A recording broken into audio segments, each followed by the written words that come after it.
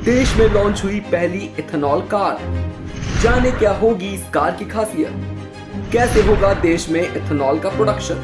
देश में automobile industry में काफी दिनों से ये चर्चा चल रही थी कि पेट्रोल डीजल कारों के विकल्प के तौर पर इथेनॉल कारों का इस्तेमाल किया जाएगा। इस चर्चा पर अब लगाम लगने का समय आ गया है, क्योंकि देश में पहली इथेनॉल कार लॉन्च हो चुकी है। जी हाँ, इस कार को मार्केट में उतारा है जानी मानी ऑटोमोबाइल कंपनी टोयोटा ने। मंगलवार को दिल्ली में इस कार को लॉन्च किया गया। इस कार लॉन्च के मौके पर केंद्रीय परिवहन मंत्री नितिन गडकरी और केंद्रीय पर्यावरण मंत्री भूपेंद्र यादव मौजूद रहे।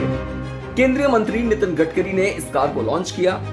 पेट्रोल और डीजल के बढ़ते दामों और उनसे होने वाले वायु प्रदूषण को रोकने के लिए सरकार ने ये कदम उठाया है, क्योंकि इथेनॉल पेट्रोल डीजल के मुकाबले एक तो सस्ता पड़ेगा और दूसरा उससे प्रदूषण भी कम होगा। ऐसे में ये किफायती भी है और सुविधाजनक भी। इथेनॉल से चलने वाली कार न सिर्फ किफायती और सस्ती होगी, बल्कि पर्यावरण पर वायु प्रदूषण के रूप में पड़ने वाले बुरे असर से भी बचाव किया जा सकेगा।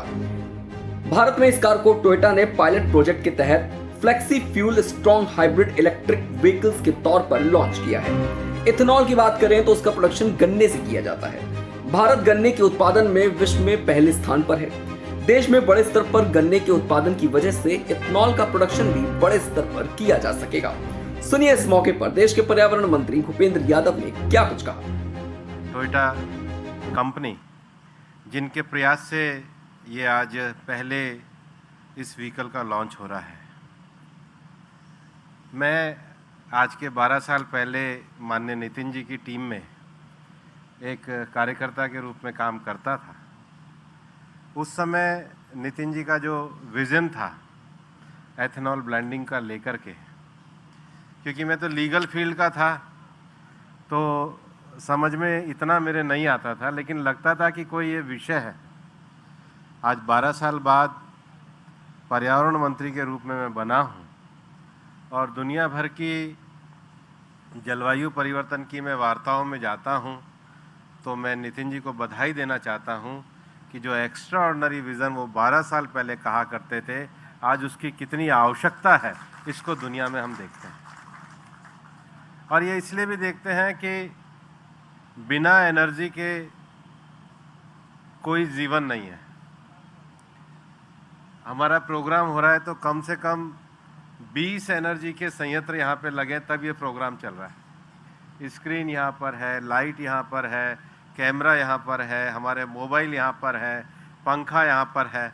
कोई चीज़ नहीं है जो बिना एनर्जी के नहीं चल सकती। दुनिया में सबसे बड़ा क्वेश्चन ये है कि ये जो एनर्जी के साथ आज हमारा जीवन जुड़ गया है, इस एनर्जी का उत्पादन कितने ज़्यादा से ज़्यादा ग्रीन, क्योंकि ये एनर्जी जो कार्बन एमिशन है ये दुनिया के लिए थ्रेट भी है। इस वीडियो में जब बताया जा रहा था, मैं विक्रम किर्लोस्कर जी को कह भी रहा था, ये सच है कि कार्बन एमिशन के मामले में हमारा जो दुनिया में हमारा कार्बन एमिशन है लगभग 5% के करीब है। हम 4th नंबर पे आते हैं, लेकिन हमारी जनसंख्या 17% है, हमारा कार्बन एमिशन 5% है। लेकिन जो मोस्ट डेवलप्ड कंट्रीज़ हैं उनकी जनसंख्या भी 17% है, पर उनका कार्बन एमिशन 60% है।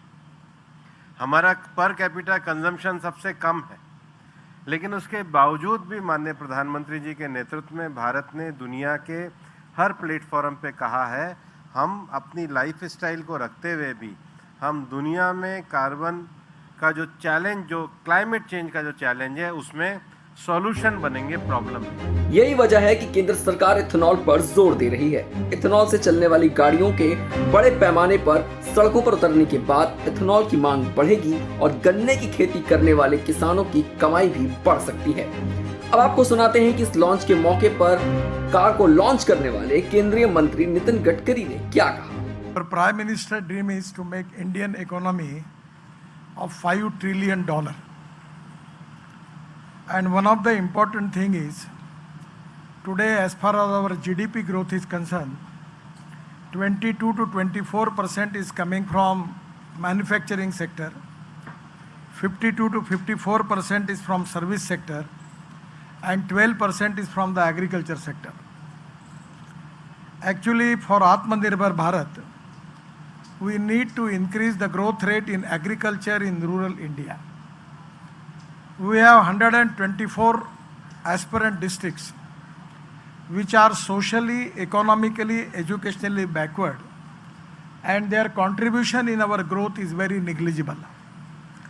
And this is also one of the reasons, by making these biofuels and alternative fuel technology, 100% we are going to increase the growth rate in agriculture sector. That is one of the important thing which is related with the biofuels. Today in Indian situation, we have sugar surplus.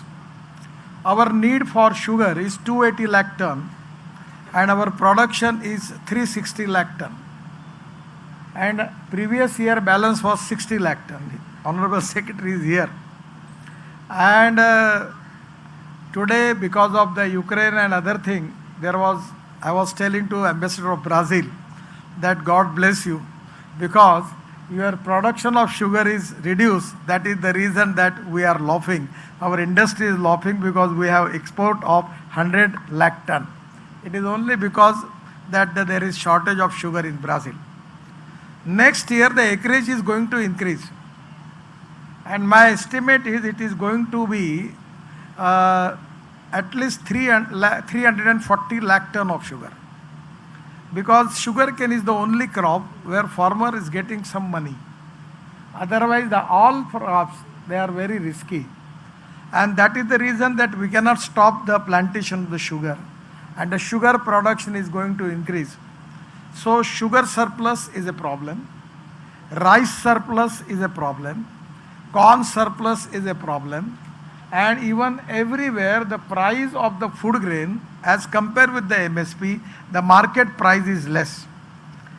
I don't know, but approximately we pay because of MSP more than 1,40,000 crore to the farmers, and we are purchasing.